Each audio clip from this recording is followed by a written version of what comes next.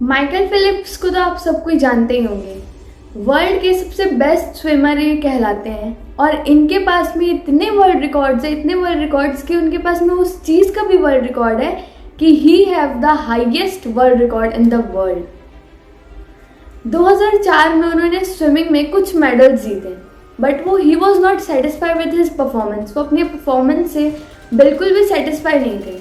कुछ मेडल्स जीते, कुछ सिल्वर, ब्रॉन्ज, गोल्ड, ऐसे सब मिला करके, पर due to he was not satisfied with his performance, तो उन्होंने क्या किया, पूरी मीडिया वालों को इकट्ठा किया और उन्होंने वहाँ पे कमिटमेंट दी कि मैं अगले ओलंपिक यानी कि 2008 के ओलंपिक में स्विमिंग में होने वाले जितने भी कंपटीशन है उसमें सारे गोल्ड मेडल्स जीतूंगा। ओलंपिक में जो स्विमिंग होते हैं उसमें 8 टूर्नामेंट्स होते हैं, वो उन्होंने कमिटमेंट कर दिया कि उन 8 के 8 गोल्ड मेडल मैं जीतूंगा ही अगले ओलंपिक में।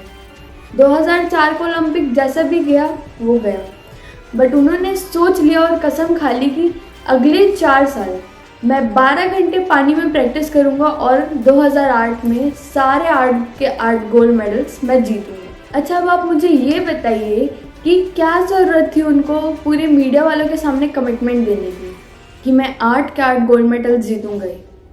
हम आप रहेंगे तो हम कमिटमेंट देने के पहले थोड़ा सोचेंगे, क्योंकि अगर गलती से भी हम 7 मेडल या 6 मेडल जीत गए ना, तो ये दुनिया हमें जीने नहीं देगी, हमें और परेशान करेगी। वही चीज़ हमारे सामने रिपीट करेगी कि 8 के 8 तो तूने कहे थे, वो हुए क्यों नहीं। बट स्टिल उन्होंने ये कमिटमेंट ओपनली दी और अगले ही दिन से उन्होंने 12 घंटे प्रैक्टिस करने शुरू कर दिए।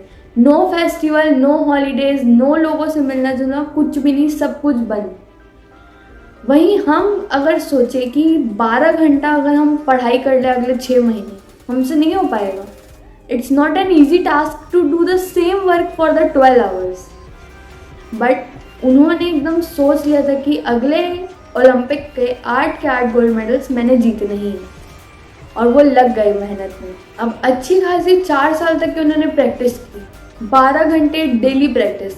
बट हुआ क्या, 2008 के ओलंपिक के 1 साल पहले वो जब प्रैक्टिस करके अपने घर वापस आ रहे थे तो उनका रोड एक्सीडेंट हो गया। जिस रोड एक्सीडेंट में उनके हाथ में फ्रैक्चर आ गया, तो उनके डॉक्टर ने उनको समझाया कि तुम इस साल स्विमिंग नहीं कर पाओगे, इस साल का ओलंपिक तुम छोड़ दो, अगले बार 2012 में फिर से ओलंपिक होगा, तुम उसमें कोशिश करना। उसके फैमिली वालों ने समझा कि इस साल के ओलंपिक को जान दो, क्योंकि तुम्हारे हाथ में फ्रैक्चर भी है और तुमको और परेशानी हो सकती है।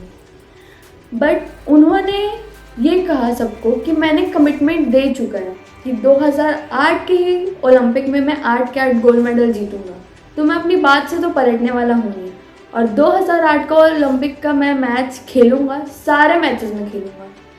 और अगले ही दिन से उन्होंने क्या किया कि वो अपने हाथ को किसी भी तरह से टाई किए, बांधे, और पैर से उन्होंने प्रैक्टिस करना स्टार्ट कर दिया। डेली वो पैर से प्रैक्टिस करते थे और उन्होंने जो उनका लास्ट रिकॉर्ड था पानी में विद यूजिंग हैंड, उससे भी कम टाइम में पैर से विदाउट हैंड उन्होंने प्रैक्टिस शुरू कर लिया। और वो भगवान को कहते थे, हे भगवान, मैं आपको थैंक यू कहना चाहता हूँ कि मुझे हाथ से तो स्विमिंग आती थी, बट आप मुझे शायद मेरे पैर से स्विमिंग करना मुझे सिखाना चाहते थे, और मैं आपके वजह से सीख गई ये चीज़।